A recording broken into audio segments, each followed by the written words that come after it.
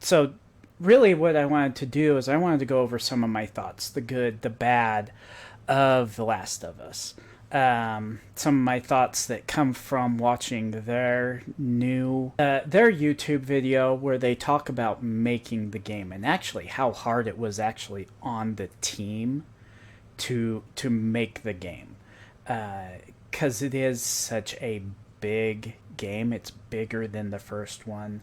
Um, there's so much that they improved on from the first to this second one, and then with the remastered, I don't know if it was necessarily worth like going through all the stuff to remaster it, like slightly upgraded graphics and everything.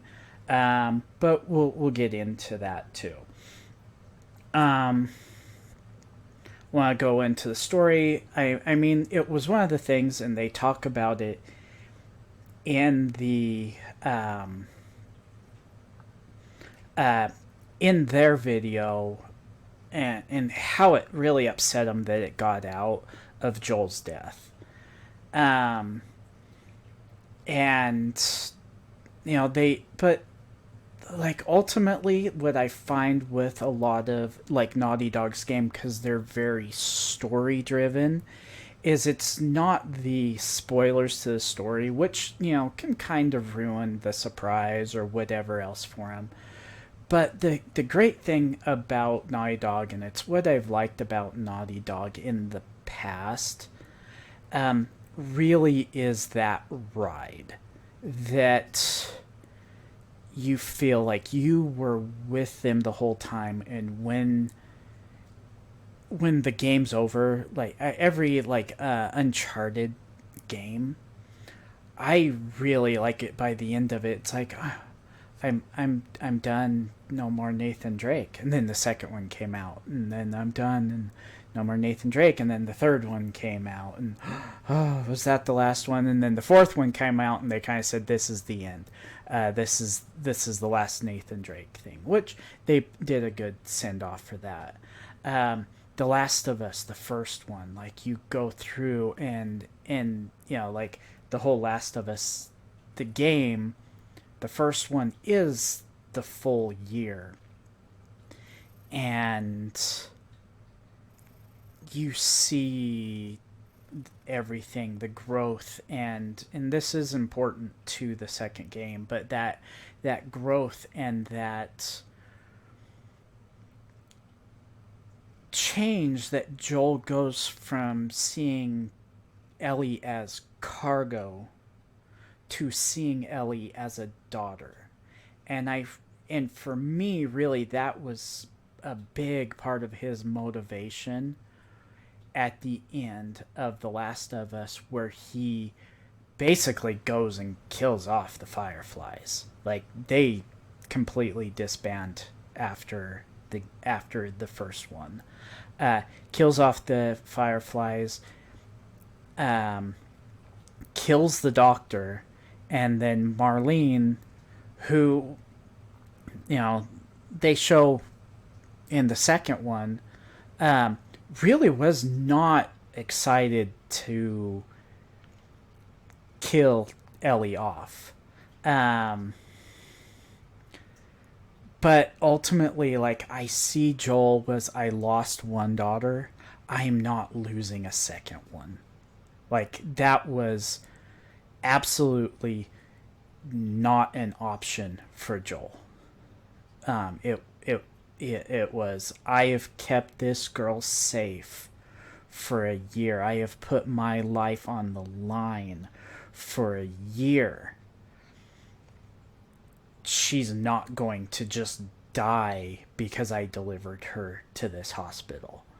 And so he makes a choice, and he does not regret that choice. Um, and I'll show that later from my stream. But the game really starts off.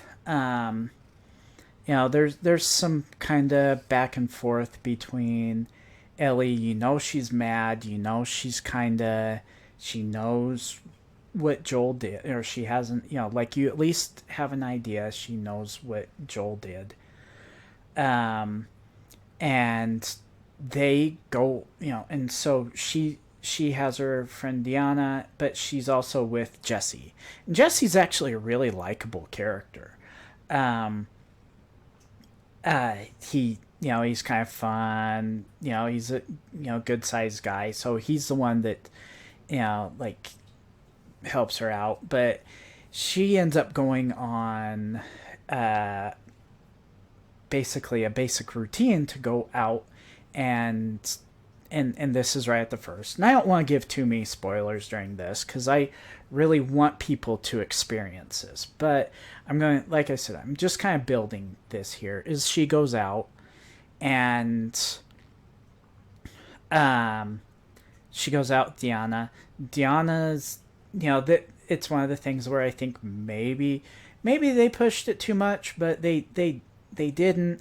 Is like actually, I don't think they pushed it too much in this game. Is that Ellie's a lesbian? They hint about it with the add-on stuff, and and so they did that. There's other things where I think they kind of push the buttons too much, um, which is kind of off. But that Ellie's a lesbian, yeah, like in the TV show. I did the review. You can find it on my YouTube that I did with Viking, um, where I was not a fan of the Lost, um, but by that point she's looking for Joel. You don't necessarily know why, but she's looking for Joel. But she gets caught by a bunch of zombies. They together Joel helps her to survive, gets her out. They end up running. She guides them to a place that her and her friends are staying at that they've kind of secured. And it is that point she shoots Joel in the leg with a shotgun and just goes to torture him. This is really the start of what this whole game's whole momentum was about. If you played the first one is very much about types of love and things that we do for love, and caring for people. It's Joel learning to love Ellie like a daughter. It's all the characters in that game have love and lost or are kind of in process of having a love for somebody else. And it doesn't have to be certain, it doesn't have to just be like, oh, romantic. It's like you love your friends, you love your family. It's but the first one's really about love.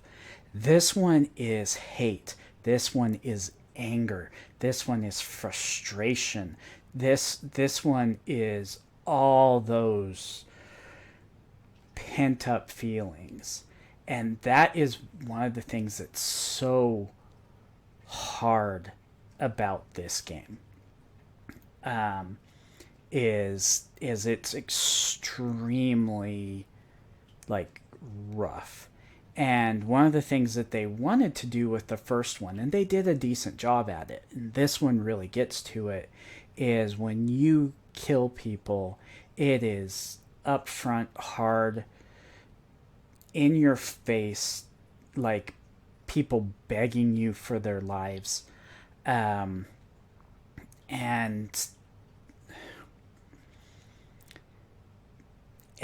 sometimes it's like there's points where I found, oh gosh, do I really, like, can I sneak around these people? I don't want to actually kill anybody if I don't have to. I only kill who I have to. Even though I still knew that it was a fake character. It was a computer generated character. It was like, oh gosh, like it made me feel off. And hopefully most people kind of have that same feeling. It's like, oh well, shooting guys in a game, like some other like military games, and even Uncharted in the past, like boom boom boom, I killed like 500 pirates or 500 bad guys and whatever else, and I feel good about myself like because I did really well. This one's a little bit more gritty and in there, and and that's where like one of the things where they really upped the ante, and they kind of put it into the remastered first one, which really was kind of an interesting thing to do, but also worked. Gosh, my nose is itching. Sorry. But they put into the first one. It really worked. Was like just the kind of the more the blood, the gore. A lot of times, like if you blew up a zombie, but the explosion would have only hit the bottom half of it, blew out the bottom half of the zombie, and the zombie's still technically alive and it's crawling towards you, which is kind of like like kind of creepy, but it really adds that ambience to it. Well, the second one, and this is the first time I played through, back when this first came out on the PlayStation 4, was like you could split somebody in half, and sometimes they would still be alive for a couple of seconds. And the first time I noticed that was a like, ooh, oh gosh, oh that's gruesome. Like when the guy's like, oh help me, and crawls like about a foot or two, and then plops dead. And so this one's really gritty that way, and really difficult for people to do, and so it's like, it's the only spoiler I really want to give for the game is that Abby kills Joel, and it is a very emotional scene, even for the actors when they were going through and doing it.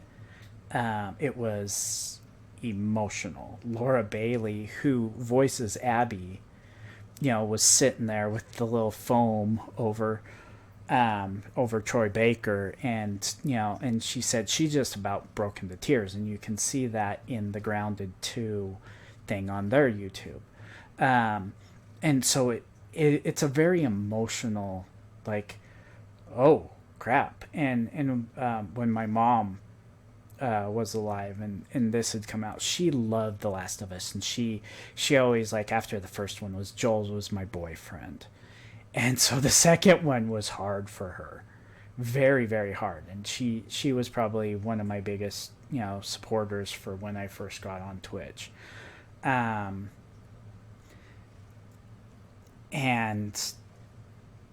so losing Joel really triggers from Abby's hate and anger and frustration, and Ellie's already kind of there because she was kind of trying to be, like, get that friendship and whatever going back with Joel because she cared about him, and he's taken away from her. And so that triggers Ellie into this emotional state. So the first thing that I want to go through is, this is kind of a memory, and it really shows how much Ellie thinks of Joel as a father, and how Joel sees Ellie as his daughter, and he takes care of her that way. Could you imagine just...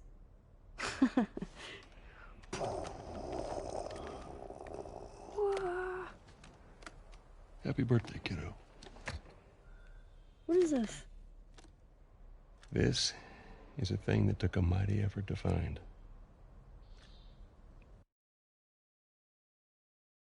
Take it.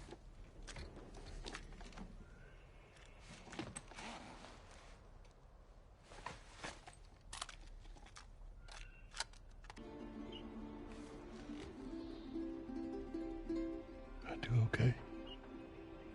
Are you fucking kidding me? You're welcome, kiddo.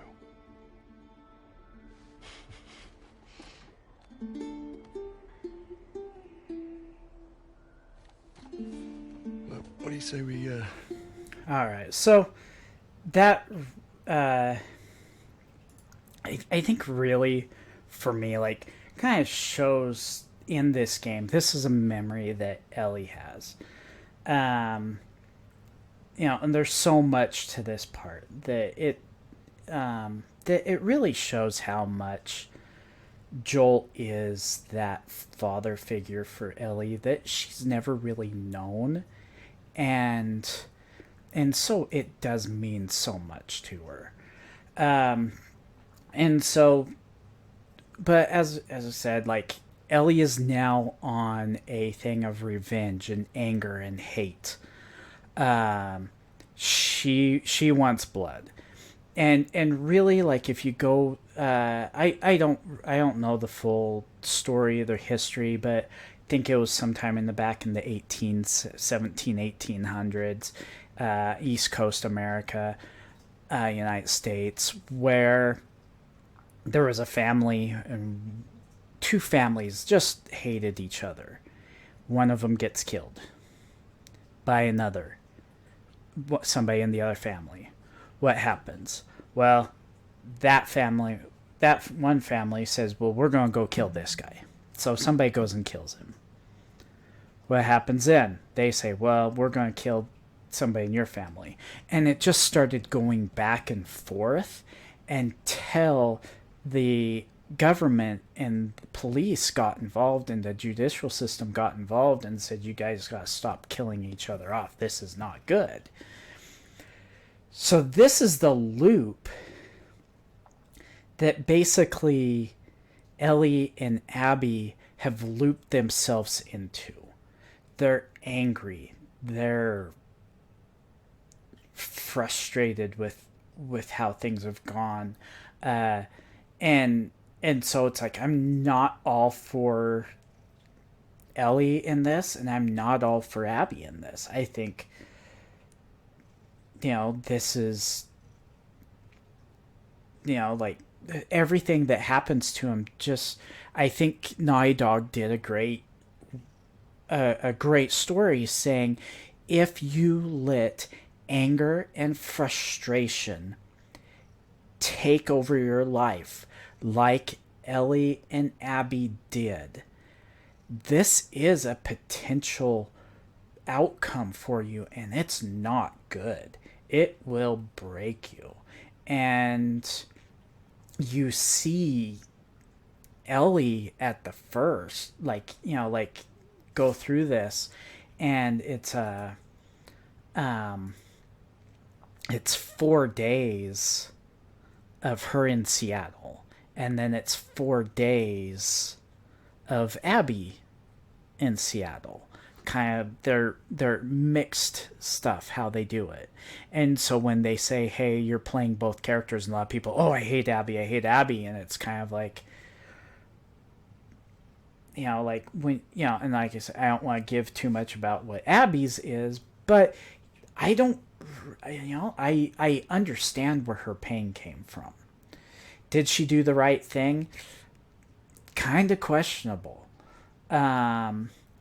Is Ellie doing the right thing? Kind of questionable.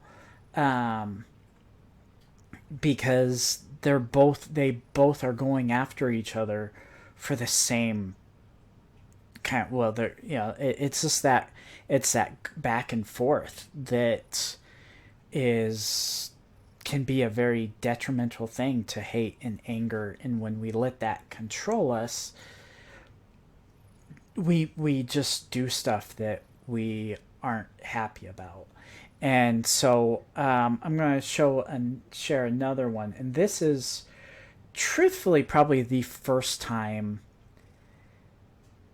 that Ellie outright kills one of Abby's friends, one of the people that came with Abby.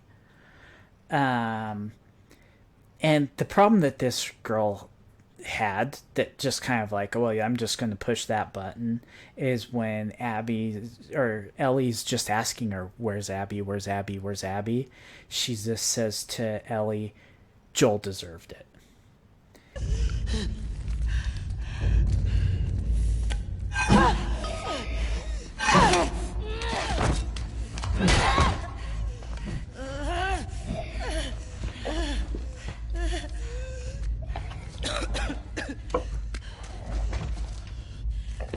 Where's Abby?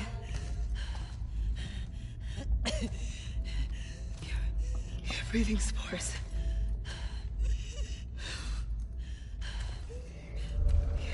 You're her.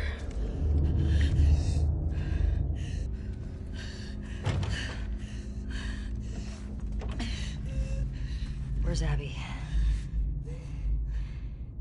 I'm fucking dead anyway. Why would I tell you anything? Because I can make it quick. Or I can make it so much worse.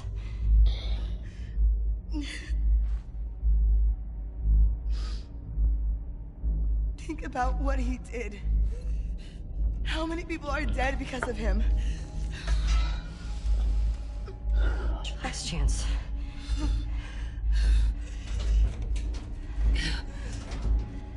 I'm not giving up, my friend. Kills a lot of people, and Ellie, after that one, and like one, especially one other one, it's hard. Like, she freaks out, like, oh my gosh, what have I done?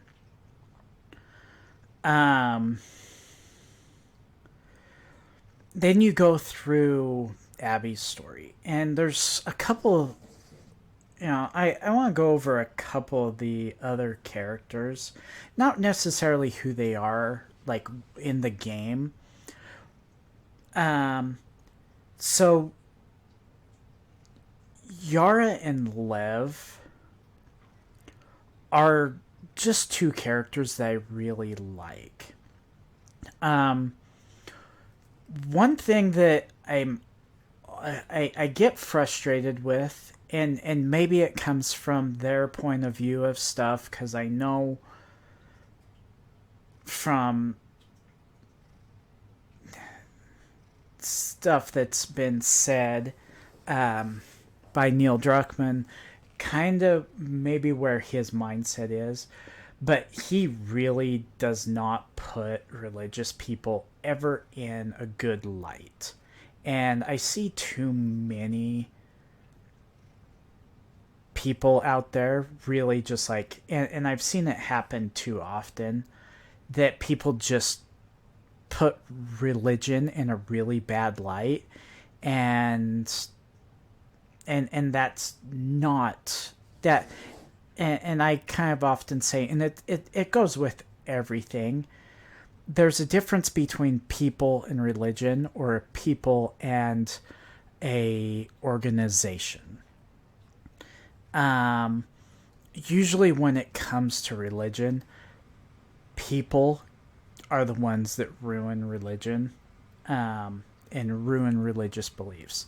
And it's generally not the religion that does it. A lot of people, kind of push that in the wrong direction.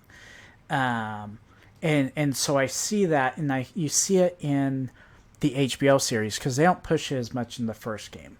But the HBO series, David is a so-called religious leader. And now he, he's not really that great of a guy. And so You're such an asshole. I'm not trying to. I was supposed to die in that hospital. My life would have fucking mattered. But you took that from me.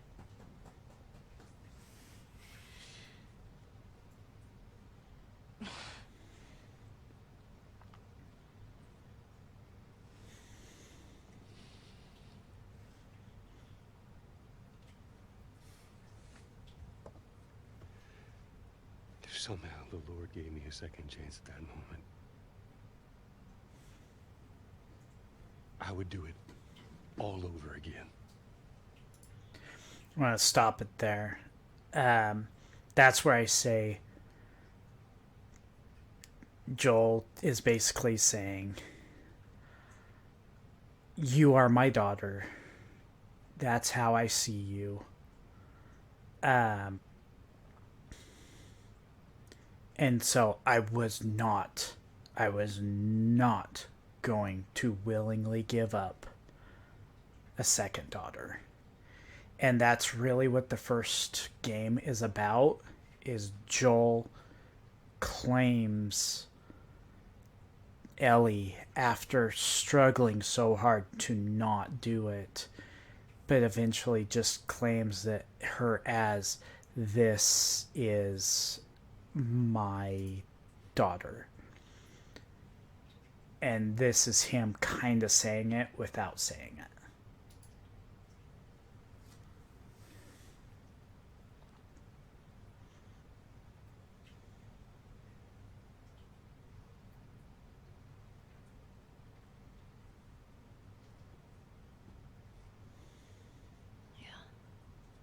And this as Ellie saying, I still see you as a dad. I don't think I can ever forgive you for that.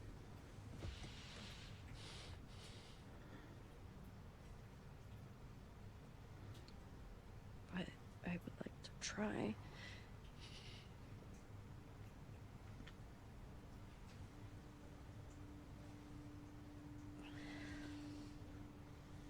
I'd like that.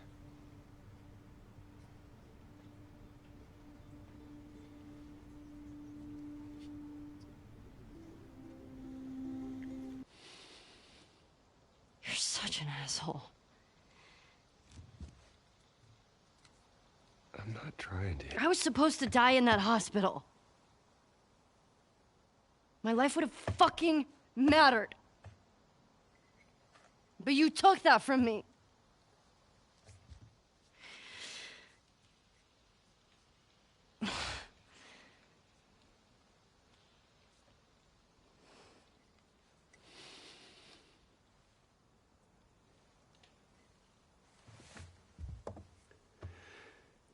If somehow the Lord gave me a second chance at that moment, I would do it all over again.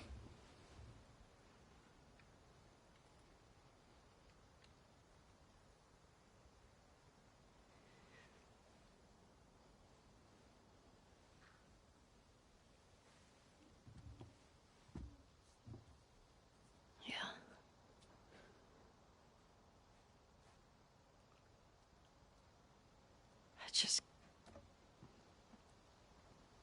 I don't think I can ever forgive you for that.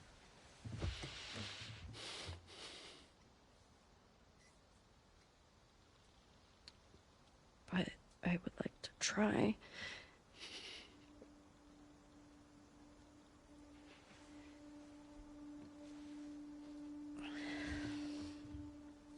I'd like that.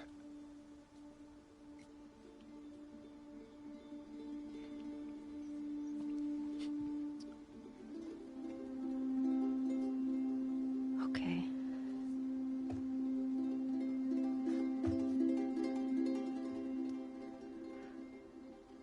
I'll see you around. Yep.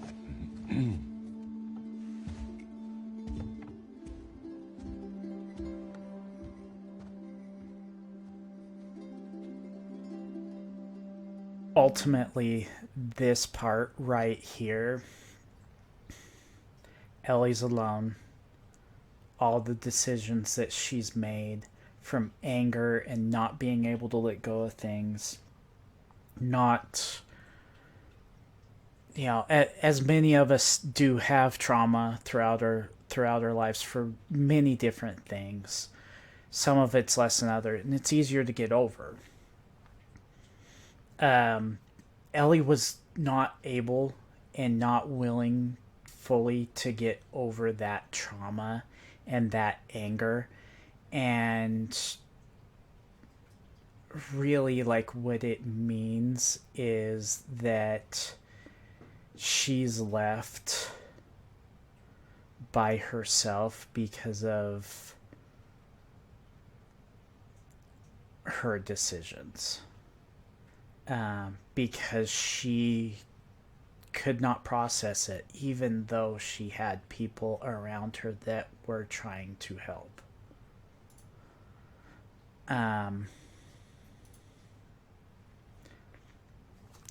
So really, that's my thoughts on like the actual story part of the game.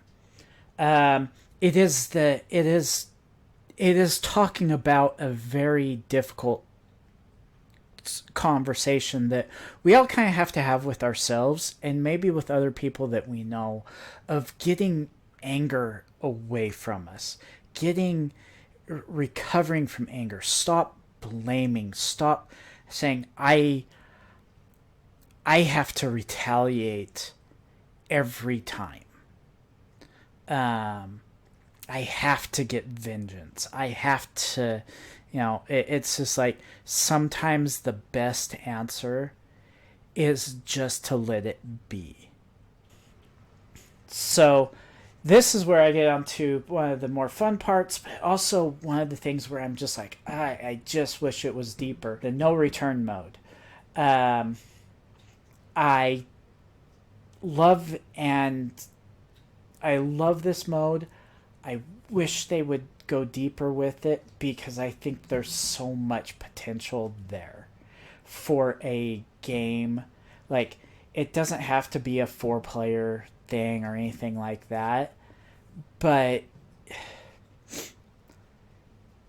if you could have 2 people going through it, if you could have camps, and maybe the most, I because they did it with the first game where they did a 4-player, a 4-on-4 skirmish type of thing. um but like, have different things that you go through and you're competing, and have camps that you can choose to be part of. um Obviously they started building out different camps in this second one. So you have your Fireflies, you have your Colorado group, you have the WLF, you have the Seraphites, um, you have the Rattlesnakes. That's a group, and I think they hinted at like 1 or 2 other groups in the game, and it's like you could do something like that. That it's like, which one are you going to join, and then you could have that. um, and you can have the single player campaign and everything. And I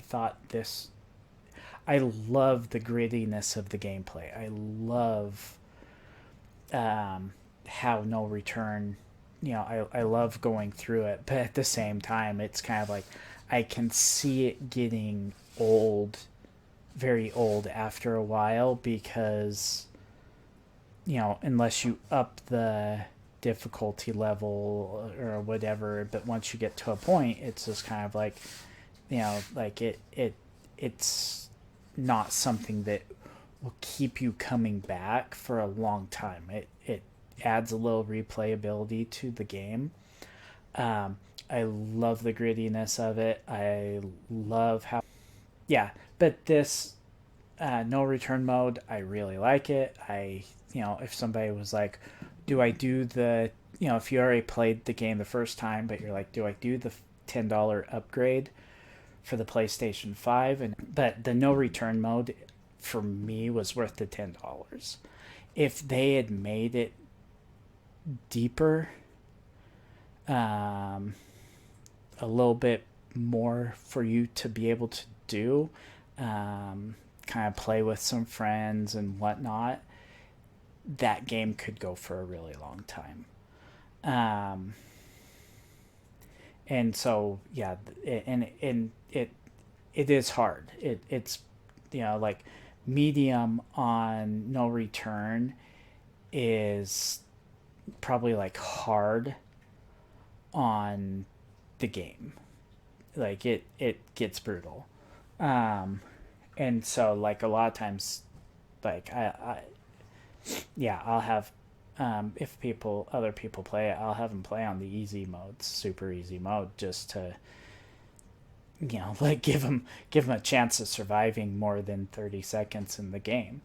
But yeah, the no return mode, very good mode.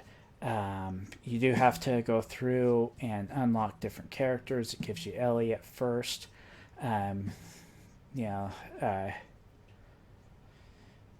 trying to think who I think it gives you Ellie at first, and you can unlock other ones. So you have a Ellie group that you unlock, and you have an Abby group that you unlock. And you unlock all the characters in the game, or all the main characters in the game, and so it's really good. It's a very good quality game. So ultimately, if you are curious about The Last of Us, if you've played the first one, the second one's really good. It does push some buttons. It does get more into the LGBT type of situations. So if that's not your favorite, if that's a topic that might trouble you, it might be something that you stay away from. There's also some nudity in the game, and situations. In the PS5 version, they do have the option to turn that off. I know one scene, it kind of cut it in a good area. Another one, I tried to, I kind of would turn on the gore and then turn off the gore. And I tried to turn off the nudity for another spot that I knew from the first time I played. I'm not sure if it just never triggered or what, but still got the full scene, which I was not happy about, especially on stream. The first time it caught me off guard, and I wasn't happy it was on stream, because I just don't figure Twitch, you can still have younger people watching, and I just don't figure that's appropriate. So that's something that maybe Naughty Dog either needs to fix, or maybe I should have just played the whole game non-gore, and maybe that would have been bad, or maybe that would have worked, or whatever. But yeah, there's two.